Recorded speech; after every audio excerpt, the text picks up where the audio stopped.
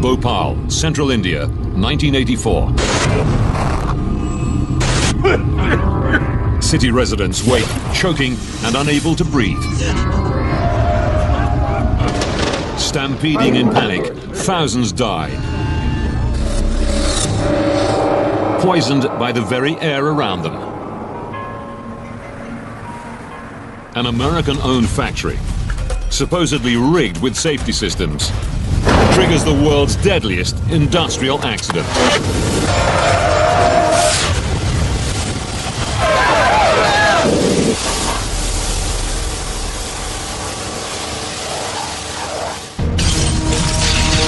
Disasters don't just happen.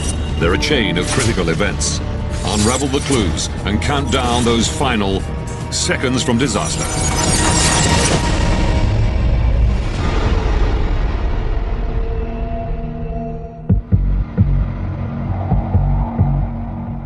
Bhopal, India, December 3rd, 1984.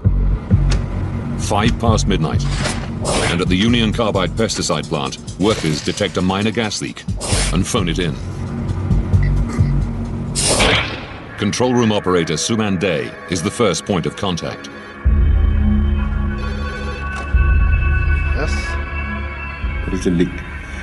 So immediately I check it out.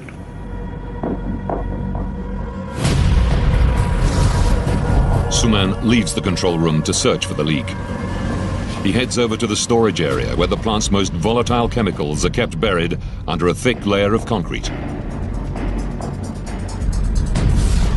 Alongside phosgene, used as a chemical weapon during World War I, is a massive volume of MIC, methyl isocyanate, the main ingredient of Sevin, the pesticide the plant produces.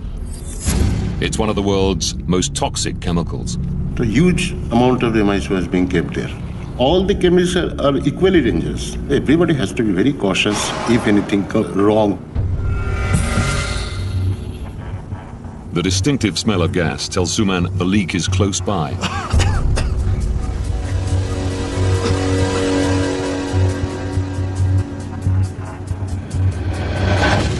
It was leaking, but thing is, that was leaking slowly. Minor gas leaks are a regular occurrence, and the workers have had to learn to live with the choking effects. Everything was all right. I have checked all the pressure, temperature and all that. Then as such, there was no work for us. So we were just chatting with other fellow in the control room.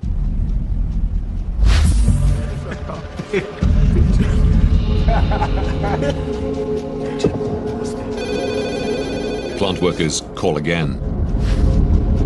At the 15-year-old plant, inaccurate meter readings are common, so Suman takes another look at the pressure gauge.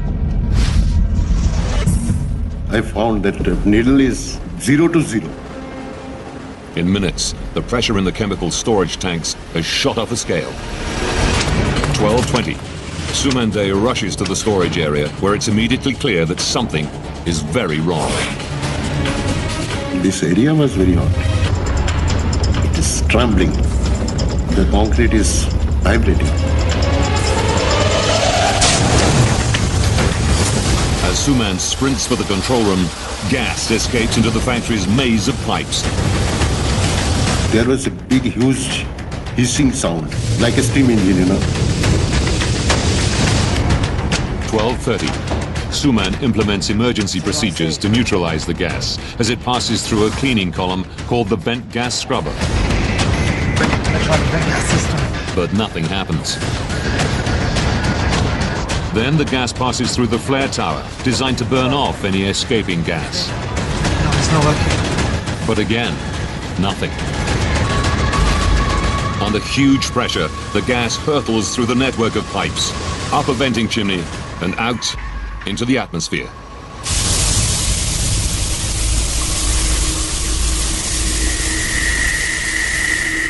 I understand this is a big disaster. Operators are powerless to stop toxic gas pumping into the night sky.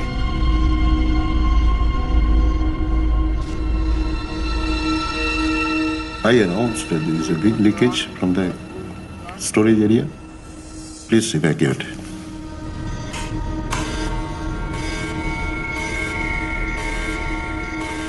For a couple of minutes, we were really spellbound what to do. Never it has come to anybody's mind that this type of disaster can happen. It's not just plant workers at risk. 1 a.m. The Union Carbide plant is right next to the residential heart of Bhopal, and a southeasterly wind blows the toxic cloud straight towards its 500,000 inhabitants.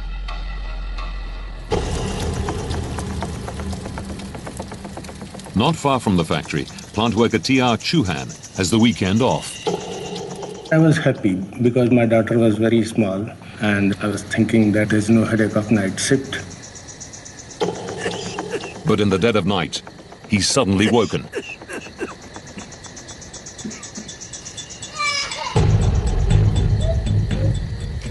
My son was weeping. At the same time, we felt some irritation in our eyes. You give me some water to drink. I'll go and see. As the gas cloud condenses, it sinks to ground level, cloaking the sleeping city in a poisonous blanket. Almost immediately, empty streets fill with residents, gasping for breath in terrified confusion.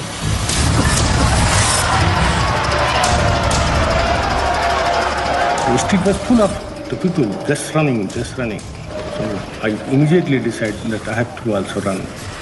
My children, with my family.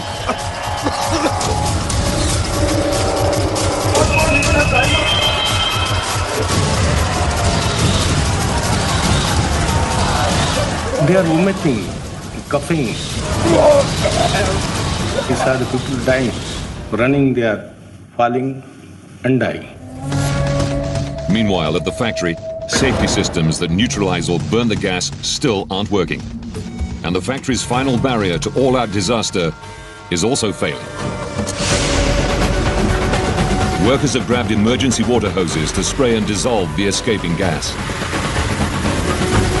But the water jets aren't powerful enough to reach the gas spewing from the chimney. After half an hour, the flow of toxic gas shows no sign of slowing down.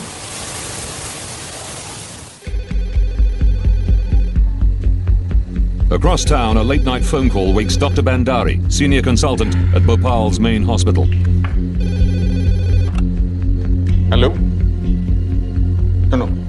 Sit down, please. You just rinse their eyes and put some eye drops. I got telephone call from the hospital. There's some gas has leaked out from a factory, which is probably ammonia. A number of patients have come here with eye problem. So I told him put some eye drops. He told me again, the number of patients is increasing and I can't manage. So could you please come? Yes. I'm coming there shortly. Alarmed by the unusual call, Dr. Bandari checks outside for any signs of gas.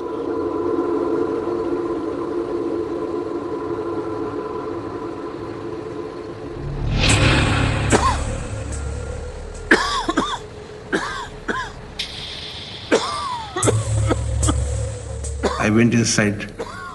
I was quite breathless and constantly coughing and coughing.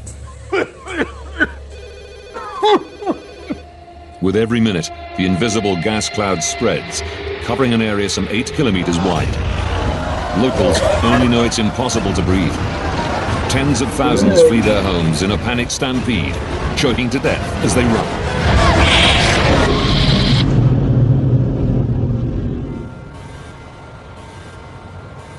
At the Union Carbide plant, Suman Day is safely sealed inside the control room. But with workers unaccounted for, he goes back into the factory on a rescue mission. Quickly, I got mask and I gun inside the factory once again. I was thinking to save all the people who are working there. But he's soon running out of air. I was so scared, I was so frightened. In that fraction of moment, I was thinking maybe it's my end.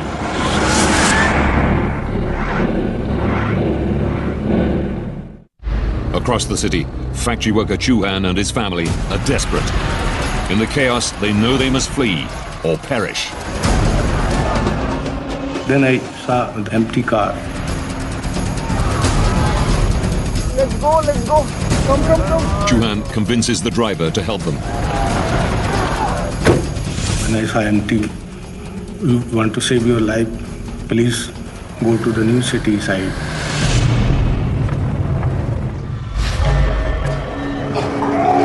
After a violent coughing fit, Dr. Bandari has recovered enough to reach the hospital. As soon as I reached the hospital, I saw a lot number of people standing there, waiting for the treatment.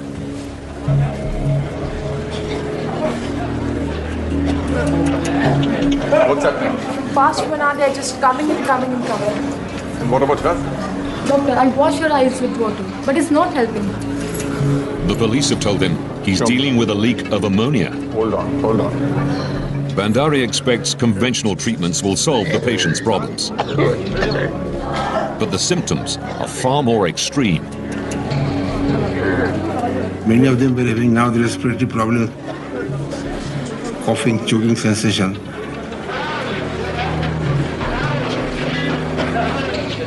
His standard remedies are ineffective. We did not know what to do. This is an unknown medical condition. Thousands of choking, dying Bhopalis overwhelm the hospital. And Bandari needs answers. He's convinced the gas isn't ammonia. You don't understand. There are hundreds of patients outside my clinic.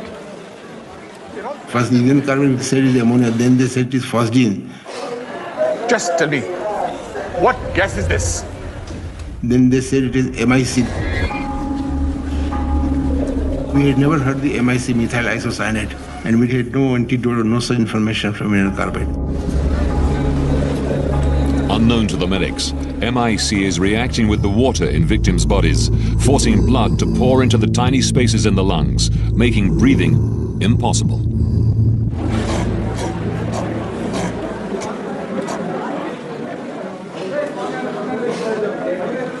Many died instantaneously on the spot. Especially those who were running and they inhaled the gas, and immediately lung becomes swollen and the people drowned in their own secretions. From 3 o'clock onwards, we started getting line of dead bodies.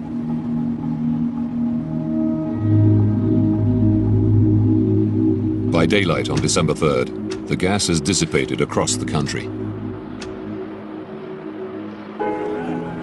But in Bhopal, some 3,000 people lie dead, and more than 300,000 are suffering the agonizing consequences of exposure to MIC.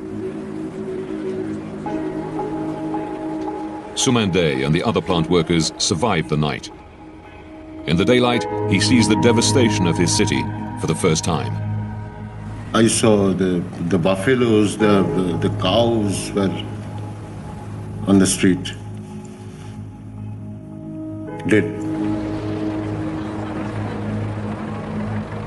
The worst affected are the old and the young, often trapped in the densest parts of the cloud close to the ground.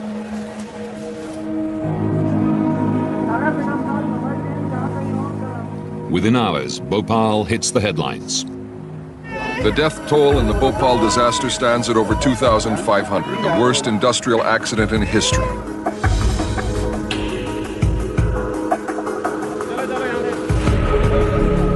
In this area, opposite the Union Carbide site, about 10,000 people live.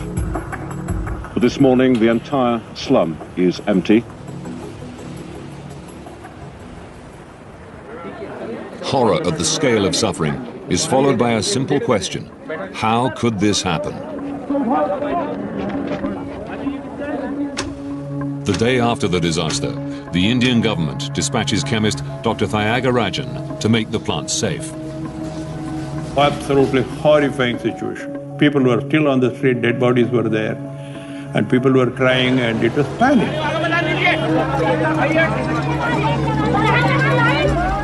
The Bhopal plant mass-produced Sevin, and company officials tell Thiagarajan the MIC needed was carefully stored in liquid form in tanks buried deep underground. But workers say that tank E610 was 75% full, way over the corporation's 50% recommendation. Its entire 42 tons of lethal MIC evaporated and escaped.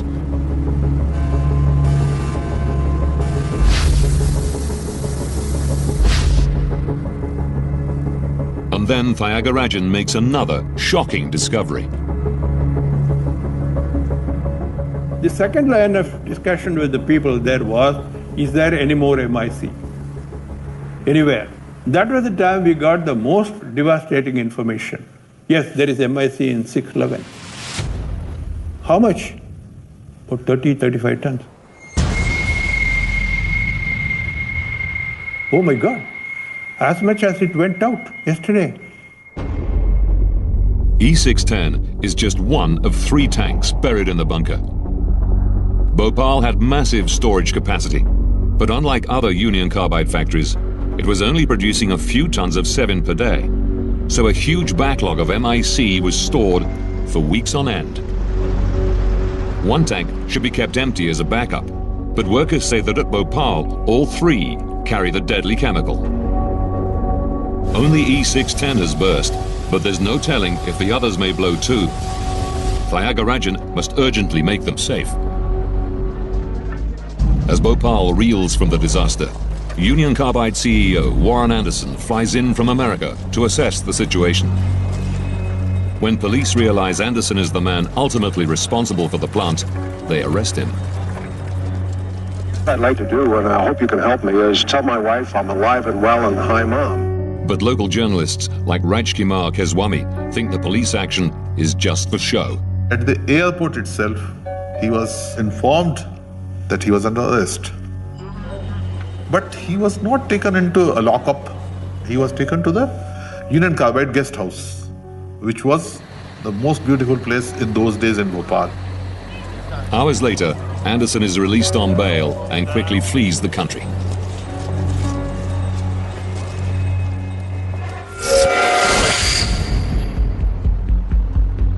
At the pesticide factory, Dr. Thiagarajan must decide how to deal with the remaining 35 tons of MIC.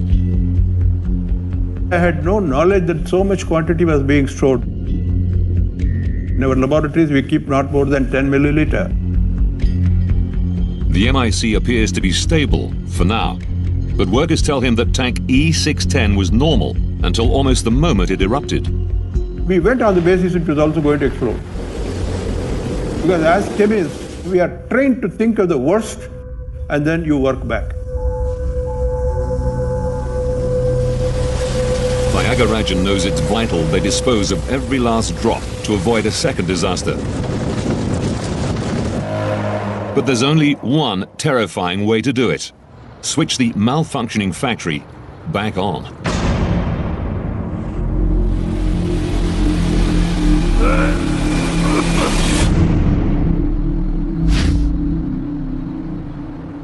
We will use the same people and produce the same carbaryl which was being produced by these people.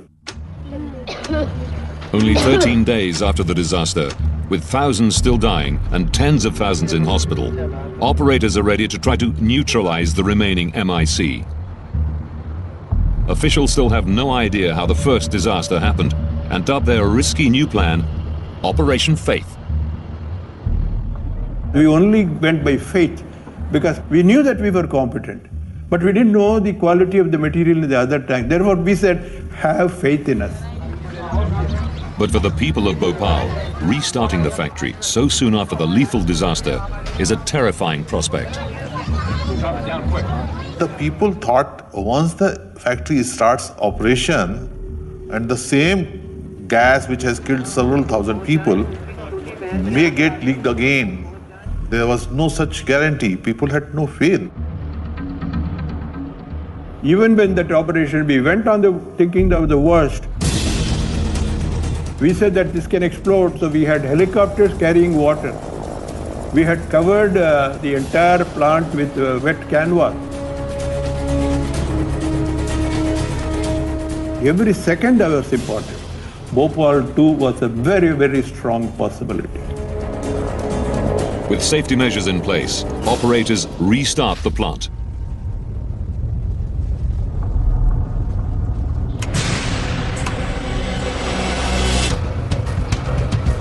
As production begins, Bhopalis panic and flee the city. Many people left Bhopal. Nobody wanted to risk his life by taking any chance. As the remaining MIC is drained, even hospital patients join the exodus, leaving only those too sick to escape. It was a deserted city. Like a city of ghosts. It takes an agonizing 7 days to turn the remaining MIC into 7 pesticide. A second disaster is averted.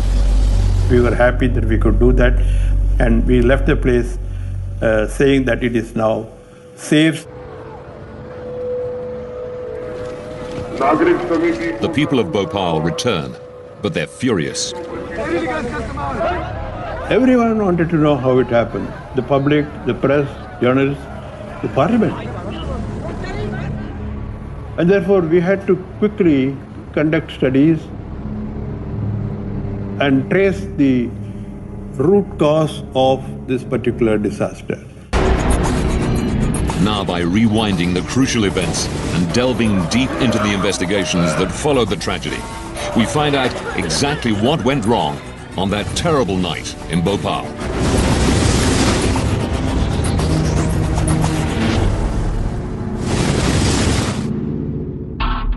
Dr. Thayagarajan knows 42 tons of deadly MIC, stored safely as liquid in an underground tank, turned into a gas and escaped into the atmosphere, killing thousands. Now he must find out how. The tank area was the one which was very, very revealing. He goes straight to the storage bunker, where he finds massive cracks in the tank's concrete casing. The tank has shifted position. This is dramatic evidence of a violent chemical reaction on a huge scale. Investigators dig up the buried tank E610 to find out how the gas escaped. Despite evidence of enormous pressure, the tank itself hasn't split. Thayagarajan's team discover that the emergency pressure release valve is ruptured. The gas escaped through the emergency venting system and out into the atmosphere.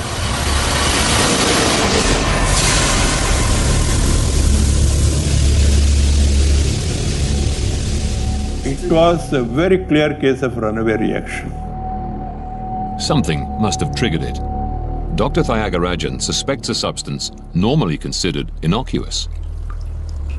We calculated that 500 kg of water entered the tank. Contact with water causes MIC to heat up, boil, and vaporize.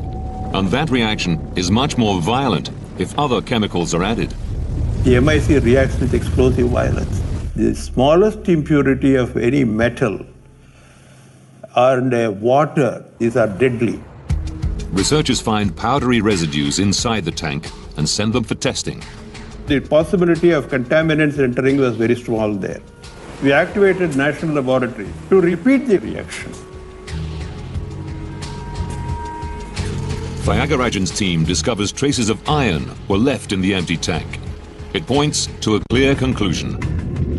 A huge volume of water combined with metal impurities sparked the violent and deadly reaction.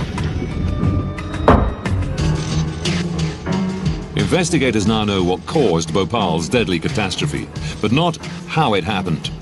In a chemical plant operating state-of-the-art safety systems, this disaster should have been impossible. Union Carbide had chemical plants worldwide and was fully aware of MIC's dangerous volatility. Like every one of their factories, the Bhopal plant had safety systems to prevent any chance of contamination.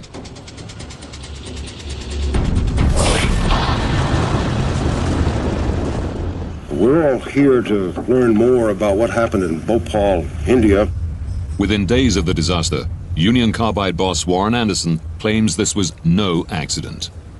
It doesn't sound like something that's inadvertent, and it could be a deliberate action.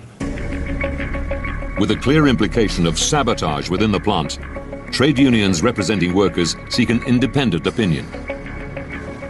They invite American investigator Michael Wright to Bhopal, but the authorities deny him a work visa, so he must operate in secret. Neither Union Carbide nor the Indian government really wanted us there. They didn't want somebody independent mucking around in their investigation. As Health and Safety Director for America's Steelworkers Union, his expertise is in the safe operation of large factories. Things like Bhopal are what we technically call low probability, high consequence events. These are accidents that happen rarely, but when they happen, they're huge, they're catastrophic. With no official cooperation, Wright is forced to travel as a tourist to Bhopal. There, he witnesses the scale of the suffering firsthand. You walk through the neighborhoods and you realize everybody's coughing because they were exposed to this terribly toxic chemical. You meet kids who've lost their parents, parents who've lost their kids. We have to put aside the horror of what happened and figure out how it happened. You've got to look at all the possible scenarios. And a lot of accident investigation is eliminating what didn't happen. Wright isn't allowed into the plant itself, so only a covert investigation will help him discover the immediate causes of the disaster. We were able to take long-range photographs of all kinds of equipment inside the plant. We also were able to get the technical operating manual for the plant. And we talked to workers. We talked to, we think, everybody who was on duty that night.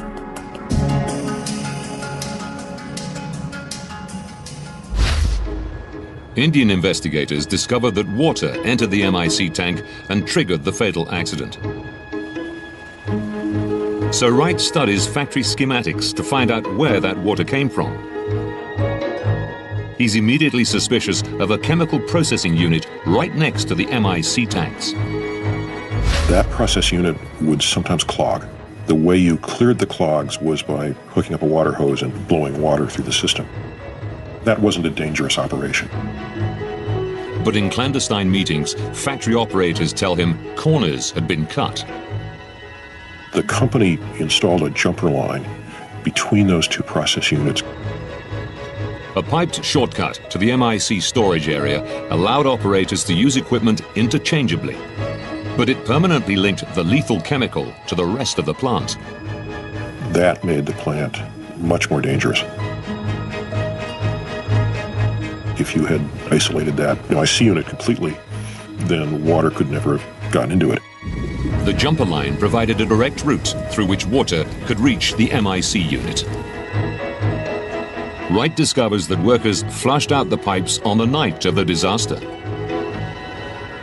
A worker began that operation about 9:30 p.m. He noticed that water wasn't coming out the other end. Eventually, water did start coming out the end, and everybody thought things were fine. They were unaware that a backlog of water headed through connecting pipes towards the MIC unit. But still, a simple safety device should have blocked its progress. This metal plate, called a slip blind, slides into the junction of two pipe sections, forming a watertight seal whenever pipes are being washed. That slip blind was not... Meter readings are common, so Suman takes another look at the pressure gauge. I found that the needle is 0 to 0. In minutes, the pressure in the chemical storage tanks has shot off a scale. 12:20.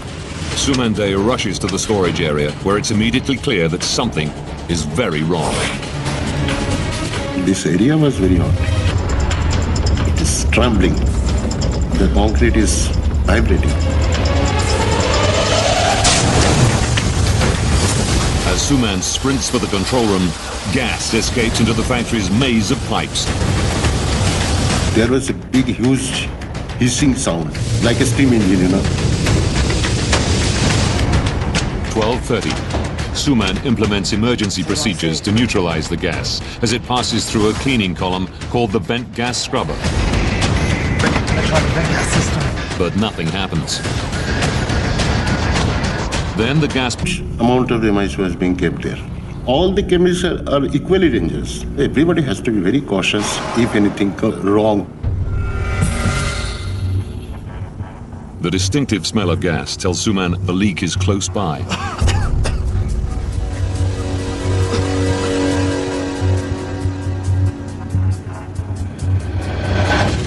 It was leaking, but thing is, that was leaking slowly.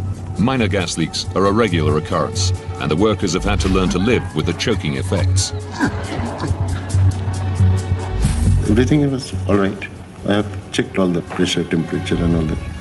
Then as such, there was no work for us. So we were just chatting with other fellow in the control room.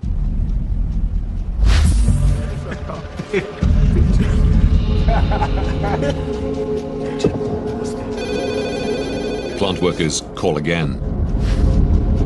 At the 15-year-old plant, inaccurate passes through the flare tower, designed to burn off any escaping gas. No, it's not working. But again, nothing. Under huge pressure, the gas hurtles through the network of pipes, up a venting chimney, and out into the atmosphere.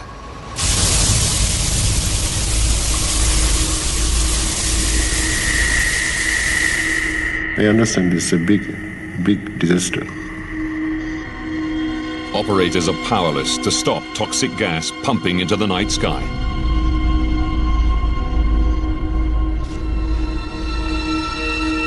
I announced that there is a big leakage from the storage area. Please evacuate.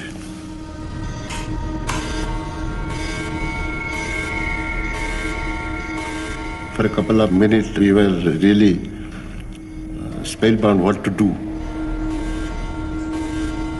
Never did it has come to anybody's mind that this type of disaster. Bhopal, India, December 3rd, 1984. 5 past midnight, and at the Union Carbide pesticide plant, workers detect a minor gas leak and phone it in. Control room operator Suman Day is the first point of contact. Yes. There is a leak. So immediately I check it out.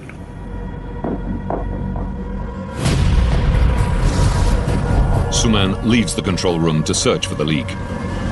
He heads over to the storage area where the plant's most volatile chemicals are kept buried under a thick layer of concrete. Alongside phosgene, used as a chemical weapon during World War I, is a massive volume of MIC, methyl isocyanate, the main ingredient of 7, the pesticide the plant produces. It's one of the world's most toxic chemicals. The huge Bhopal, Central India, 1984. City residents wait, choking and unable to breathe. Stampeding in panic, thousands die. Poisoned by the very air around them. An American-owned factory, supposedly rigged with safety systems, triggers the world's deadliest industrial accident.